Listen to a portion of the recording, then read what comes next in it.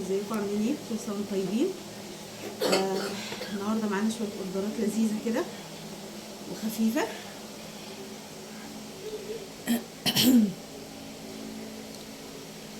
في حد معانا لايف؟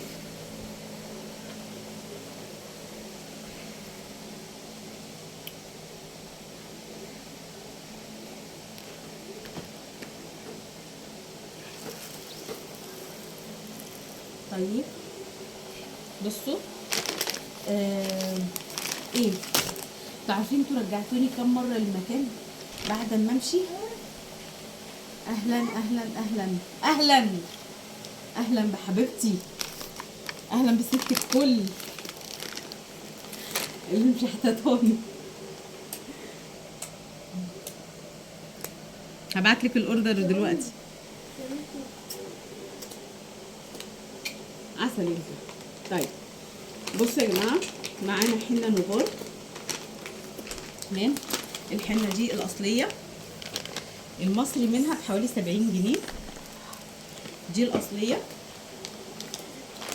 طيب حنه نوبار من الحاجات المميزه جدا جدا جدا جدا يا جماعه، ماشي؟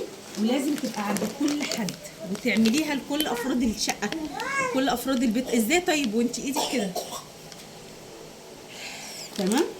طب الحنه دي بتطري الشعر جدا لان هي حنه مغذيه قوي، ودي التوب في كل الحنات. تمام، مفيش حد استخدمها ما قالش انا شعري مش ناعم، مش طري، مش بيلمع. بتدي لون بندقي تحفه، خصوصا مع التكرار. تمام، فالحنه دي حلوه قوي قوي قوي، وبتدي فرده للشعر مش طبيعيه. يعني هي بتفرد الشعر بس بطريقه طبيعيه جدا وامان. تمام، واللي بيداوم عليها بيلاقي اللهم بارك نتائج تحفه، نتائج في الاطاله، في التطويل، في لمعان الشعرايه، سمك الشعرايه نفسه بيختلف، بتبقى تخينه، ما بتبقاش ضعيفه، ما بتتقصفش بسهوله. اهو. تمام، ان شاء الله هنجيب لسه تاني، طلب مننا حوالي نص دسته، هنجيب تاني.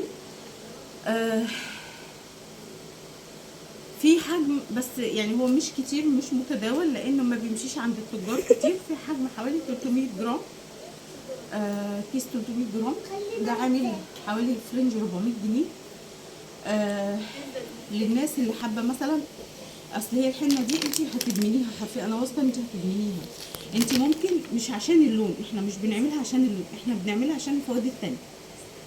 اللون ده بقى بيجي ايه، حاجه كده في الاخر، بس بتبقى برضو تحفه. تمام، ومعانا برضو نفس الموضوع، حنه من هيربل، اوكي، برضو هندي، حنه طبيعيه يا جماعه، برضو نفس الموضوع، 100 جرام، ماشي.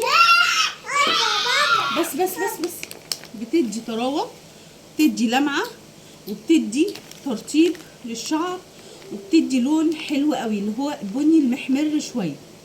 تمام، وبرده على نفس الوضعيه دي كلها او معظمها، يعني ما كانتش كلها، الحنه الاصليه الهندي اللي موجوده في السوق دي سعرها بيتخطى، الكيس ده برضو 100 جرام، سعرها بيتخطى 250 جنيه. ممكن تروح تشوف على جوميا وامازون والحاجات دي. تمام، احنا بفضل الله موفرينها بسعر تحفه، والاصل بفضل الله اهو. برضو نفس الوضع، بس دي معاها يعني هم كاتبين ان هي معاها هير كونديشنر، حنه بلسم او بلسم حنه. تمام، يعني هي بتلاقي ملمسها حساس سايل كده في ايديا. يعني انت هتستخدمي، ممكن في الغالب ما يكونش بودره، كانك حاجه هتغسلي بيها الشعر. برضو نفس الفكره ان هي بتشتغل على الترطيب والطراوه واللمعه والتغذيه. اوكي، بس دي في الغالب يعني ممكن تديكي لون اغمق شويه. تمام، وبتمنع طبعا الشيب تماما، يعني لو في شعر ابيض ولا حاجه ده بيتعالج برضه. طيب معانا ايه تاني؟ معانا المشاط الملكي، ده مشاط فقط لا غير. تمام، طبعا كل الشغل ده بفضل الله اتحجز، هو هيتشحن حالا لاصحابه بعد اللايف على طول،